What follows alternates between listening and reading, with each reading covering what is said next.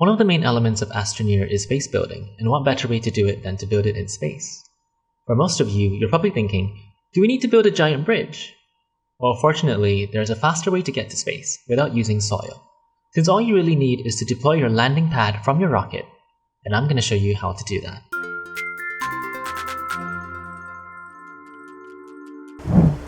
There are three concepts in the game that allow us to make a space base. The first is that unpacking a landing pad mid-air will always keep it afloat. Second is that you can use a paver to create soil mid-air, and third is that all slotted items will fall out if their holders are packaged. Thus, because of these concepts, we can deploy a landing pad in space, land on it, and pave away. Now, to put into practice, we're going to need a button repeater, 3 delay repeaters, a count repeater, and a proximity repeater.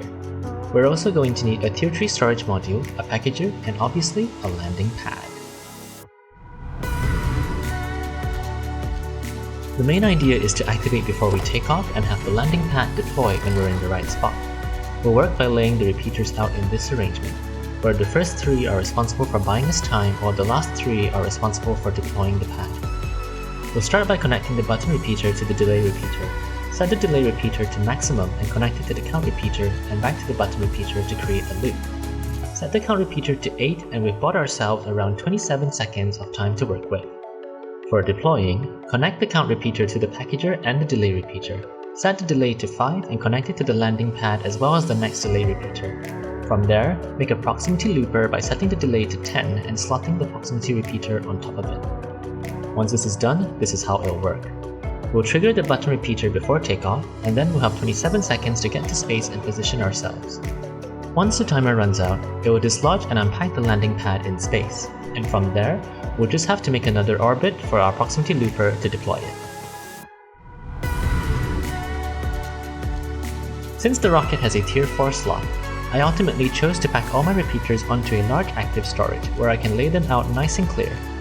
This is also very beneficial as this storage also has enough space for me to separate my proximity looper from the rest of the repeaters.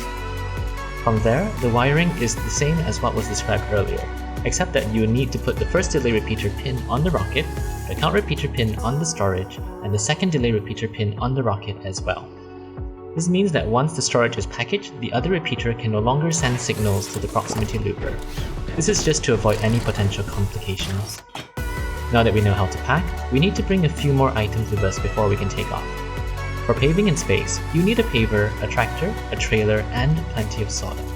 We'll pack them onto our active storage, and once it's good, we can migrate our entire system to the rocket and wire the repeaters like how we practiced earlier. Once it's all done, pack an extra landing pad and we're ready to go. Once ready, activate the button repeater, enter, and launch. Remember you have 27 seconds from there to decide where to deploy.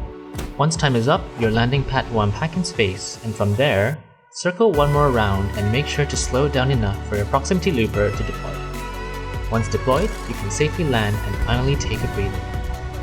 Because physics in this elevation is broken, it is impossible to unpack a vehicle here.